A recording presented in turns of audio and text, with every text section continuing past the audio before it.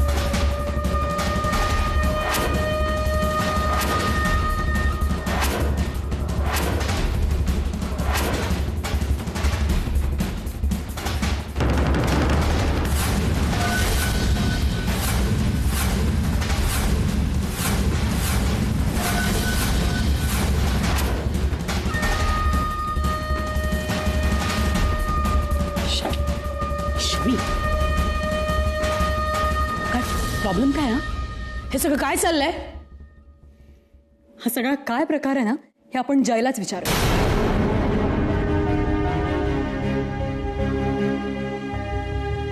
हे फोटो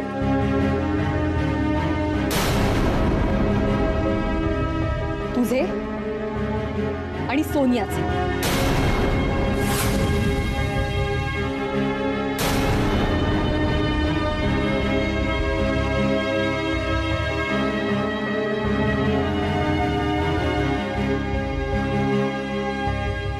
याचा जय, याचा काय अर्थ आहे? सगळ्यात पहिल्या दिवशी जेव्हा मी सोनियाला भेटले तेव्हा तू काय म्हणाला होता, आठवतंय तुला? सोनिया माझ्या मित्राची गर्लफ्रेंड आहे.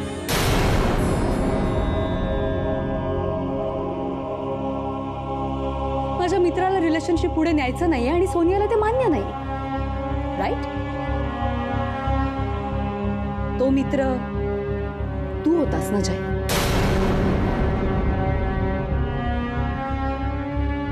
आणि हो, ही रिंग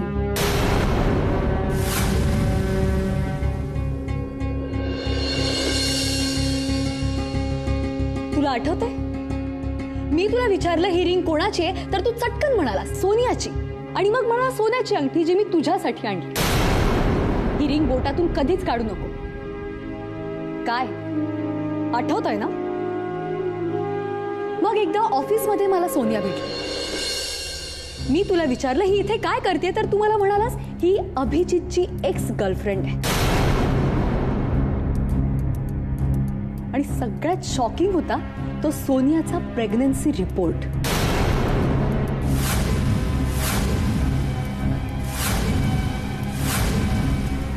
ज्यावर तू म्हणालास अभिजित आणि सोनिया इतके एकत्र आले की सोनियावर अबॉर्शनची वेळ आली,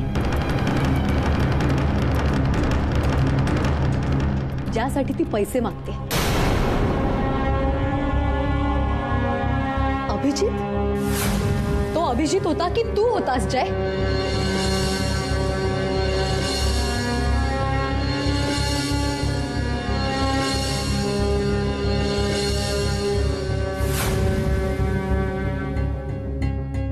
आणि ही रिंग मामा, ही रिंग नीट बघ. ही रिंग जयने माझ्यासाठी कधीच बनवली नव्हती. ही रिंग जयने सोनियासाठी बनवली होती. यात क्लिअर लिहिलंय, लव्ह यू सोनिया फ्रॉम जय.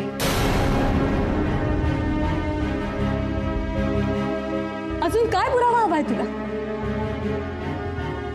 मी जेव्हा त्याला विचारलं ही रिंग कोणाची, तेव्हा जय गडबडला आणि मला इम्प्रेस करण्यासाठी म्हणाला ही रिंग तुझ्यासाठी आणली म्हणून. आणि म्हणून मला सतत सांगत राहिला ही रिंग बोटातून कधीच काढू नकोस म्हणून.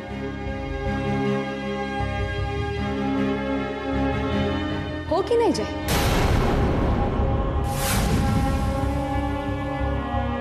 आणि म्हणून त्या बिचारा मेघनाला तू ही रिंग आणायला पाठवलं, कारण नेल पेंट सांडल्यामुळे मी अंगठी काढून ठेवली होती आणि तुला भीती वाटली की अंगठीवरचं मी वाचेल की काय, राईट? इतकं सगळं खोटं बोलूनही तू एक्सपेक्ट करतोस की मी तुझ्याशी लग्न करावं?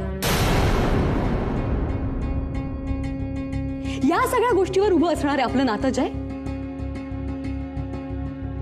प्रत्येक वेळी तू स्वतःची बाजू झाकण्यासाठी अभिजितचा चेहरा काळा करत गेलास आणि मी मूर्खासारखी तुझ्यावर विश्वास ठेवत गेले.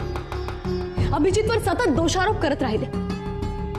तुझ्यावर विश्वास ठेवला कारण तू माझ्या आयुष्याचा जोडीदार होणार होतास.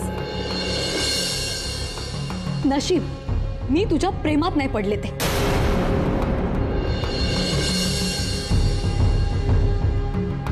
आणि आज या गोष्टीचा मला अतिशय आनंद होतोय जय. मी इतकी दुखावले भडकले ते यासाठी नाही की मी फसवले गेले म्हणून, पण मला या गोष्टीचं वाईट वाटतंय की स्वतःला वाचवण्यासाठी तू किती सहजपणे तुझ्या जीवलगांचा वापर करतोस. ते बदनाम झाले तरी चालतील, पण तुझी प्रतिमा उजळ राहिली पाहिजे, राईट?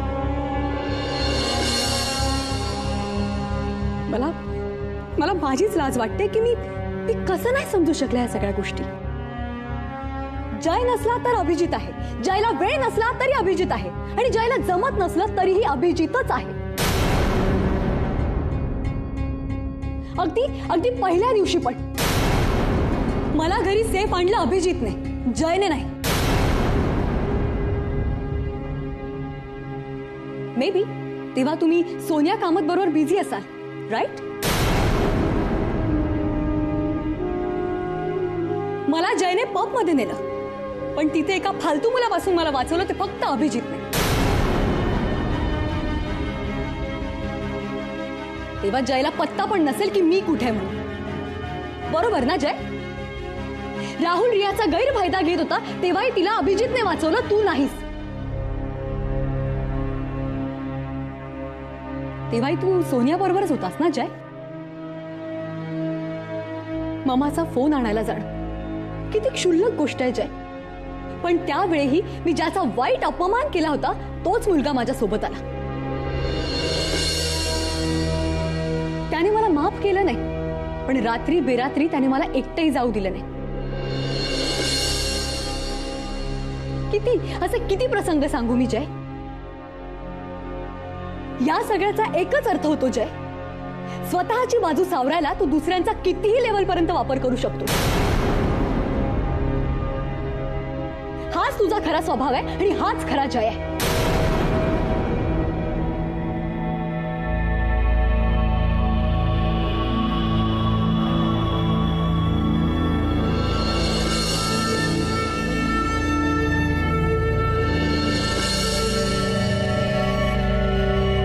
अरे आपण तर आत्ताच भेटलोय जय. तू माझा विश्वासघात केलास, ओके, पण अभि लहानपणापासून तुझ्या सोबत आहे ना. त्याने तुझा प्रत्येक प्रॉब्लेम स्वतःच्या अंगावर घेतलाय आणि तू त्यालाही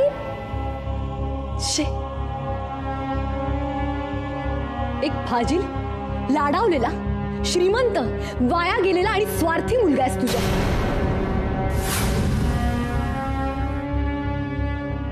एक असा मुलगा जो फक्त बाता मारतो आणि ट्रेन मधून उडी मारून पळून जातो.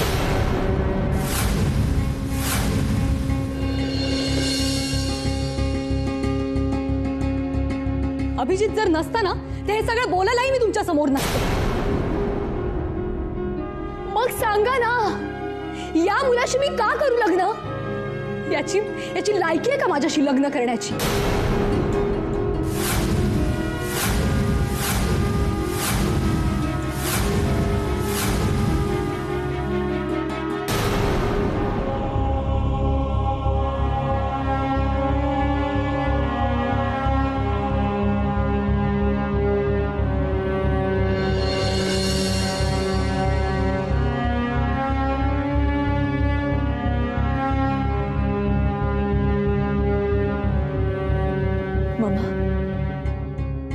फक्त तुझ्या सांगण्यावरून मी इथे आले होते.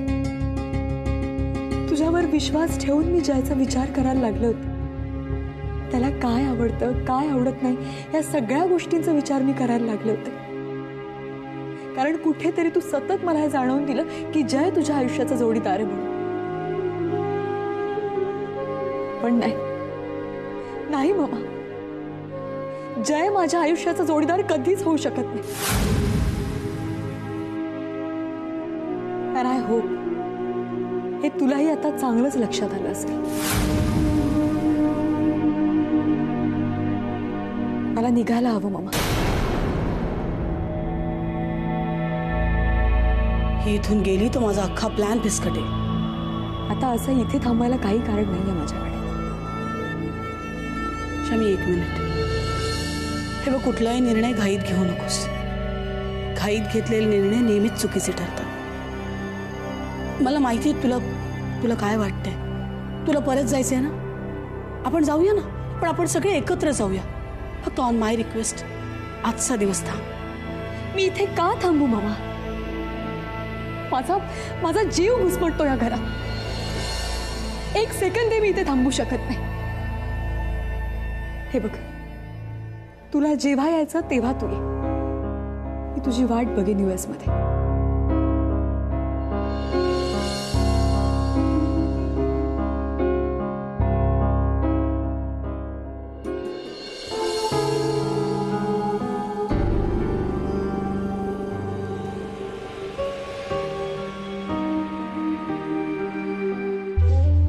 आता काय करायचं?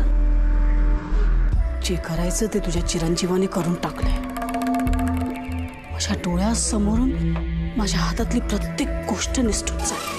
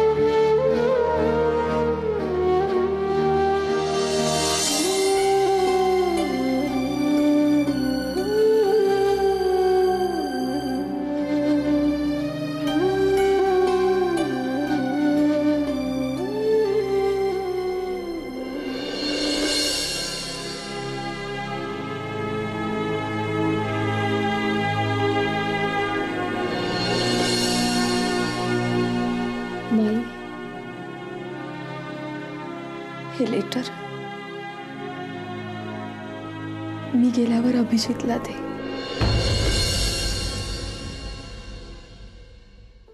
आणि हो, प्लीज घरात कोणालाच कळू देऊ नको की अभिजितचं माझ्यावर प्रेम आहे आणि त्याने ते मला सांगितलंय. कोणालाच हे कळावं अशी माझी इच्छा नाही. या पत्रात मी अभिजितला माझं उत्तर कळवलंय माई.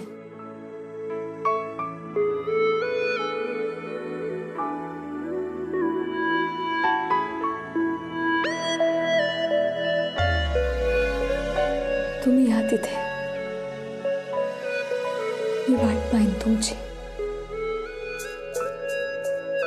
शमी, जायच्या आधी अभिजितला भेटून जा.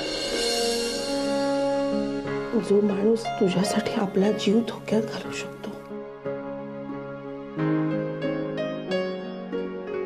तो तुझ्यावरती जीवापाड प्रेम करत असणार. असं नको व्हायला. प्रेम हाकेच्या अंतरावर होतं आणि तू हाकच दिली नाहीस.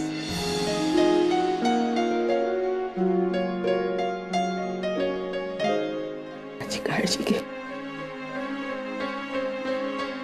जप स्वतःला.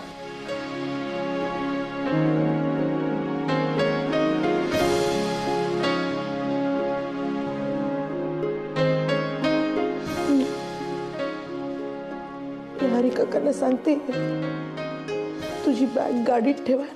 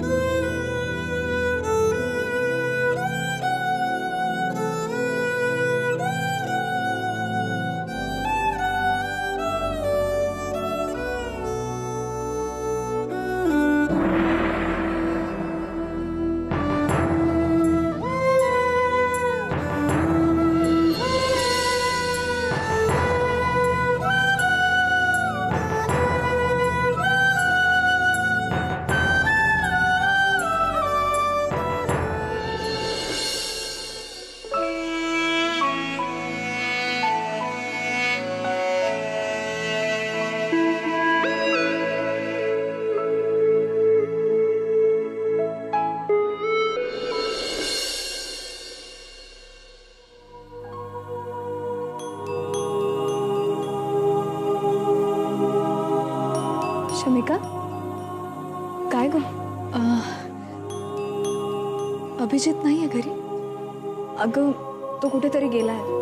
त्याचा फोनही स्विच ऑफ येतोय. त्याच टेन्शनमध्ये आहेत सगळे. का? काय झालं? अगं काय नाही, माझ्या फ्लाईटची वेळ झाली होती ना, म्हटलं सगळ्यांना भेटून घेऊ एकदा. कोणी नाहीये घरी? मामी? अगं, ती आजीला घेऊन जवळच्या देवळात गेली आहे. तू थांब ना, ती येईलच इतक्यात. नाही ठीक आहे. त्यांना सांग मी विचारलं होतं. आणि तू काळजी घे स्वतःची.